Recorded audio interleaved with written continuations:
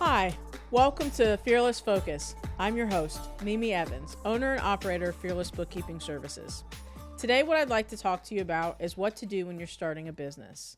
A lot of people just go ahead and start a business and they start rocking and rolling and they don't really think about what needs to be done. Then there's others who think so much about what needs to be done that they never start.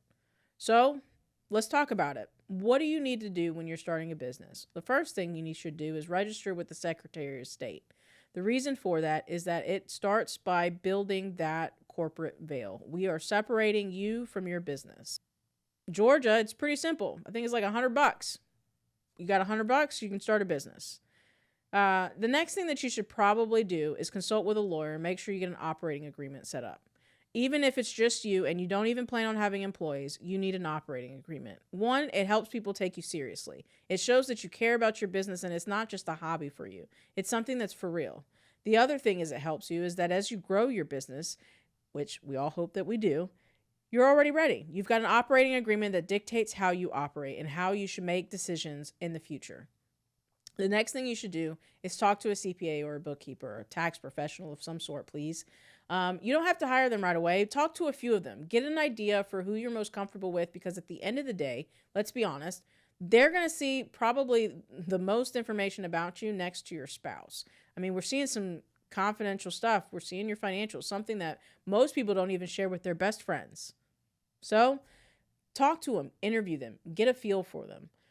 Also, pick one. Here's why. You don't want to wait until you're 5 years in and you're trying to scramble around to finally have a discussion and figure out what to do. You've got years of tax returns, cleanups to do. It's better to start early. And no one says that you have to use them on a regular basis in the sense of on a monthly, but making sure that you have a trusted advisor, someone that you know that you can give a call and be like, hey, I don't know what I'm doing and I need to ask some questions. That's what we're here for. To a degree, we're also slightly therapists. I mean, we talk about all the frustrations that keep business owners awake at night, and we're the ones that see them at their lowest and at their highest sometimes. Employees come to us. I guess we have a friendly face.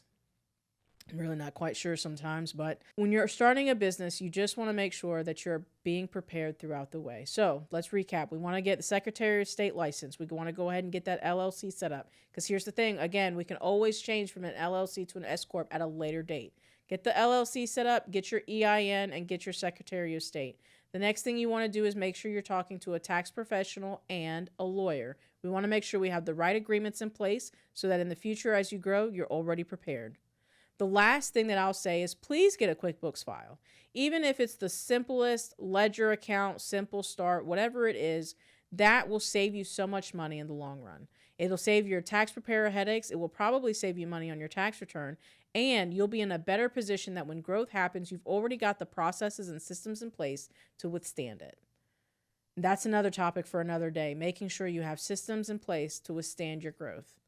But for today, we want to make sure that when you're starting a business, you also get a business bank account.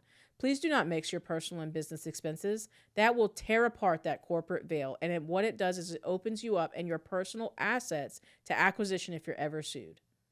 So we want to make sure we have Secretary of State, we have our LLC, we talk to a tax professional or a lawyer, and get our business banking set up and a QuickBooks file if possible. These are all the things that will set you up for success and make sure that when you're starting your business, not only do you come locked, loaded, and ready, but that when 5 years go by and you're kicking it and you're doing even better, you've got the processes and systems in place to do that growth.